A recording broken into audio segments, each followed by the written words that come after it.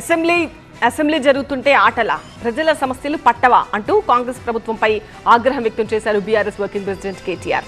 ప్రజలు సమస్యల సుడిగుండంలో చిక్కుకుని ఉంటే ఎమ్మెల్యేలు ఎమ్మెల్సీలకు ఆట విడుపు అవసరమా అని ప్రశ్నించారు ఆయన. గత నెలలో ఏపీలో ఎమ్మెల్యేలు ఎమ్మెల్సీల క్రీడల సందడి చూశాం. శనివారం ఆదివారం తెలంగాణలో ఎమ్మెల్యే ఎమ్మెల్సీల ఆట విడుపు మొదలు కానుంది. 2 రోజుల పాటు ప్రజా ప్రతినిధులకు క్రీడా పోటీలు నిర్వహిస్తోంది సర్కార్. తెలంగాణ ఏర్పడ్డాక ఎమ్మెల్యేలు ఎమ్మెల్సీలకు క్రీడలు నిర్వహించలేదు. ఇప్పుడు కాంగ్రెస్ ప్రభుత్వం అధికారంలోకి వచ్చాక మొదటిసారిగా ప్రజా ప్రతినిధులకు ఆటల పోటీలు నిర్వహిస్తోంది.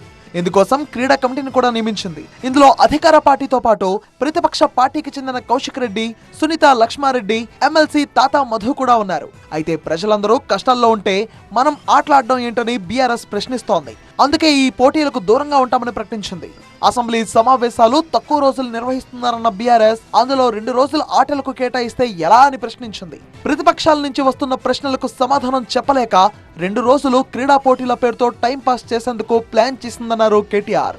మరోవైపు ఈ అసెంబ్లీ సమావేశాల్లో ప్రైవేట్ మెంబర్ బిల్లు పెట్టాలనుకున్న బీఆర్ఎస్ ఆలోచన కార్యరూపం దాల్చలేదు.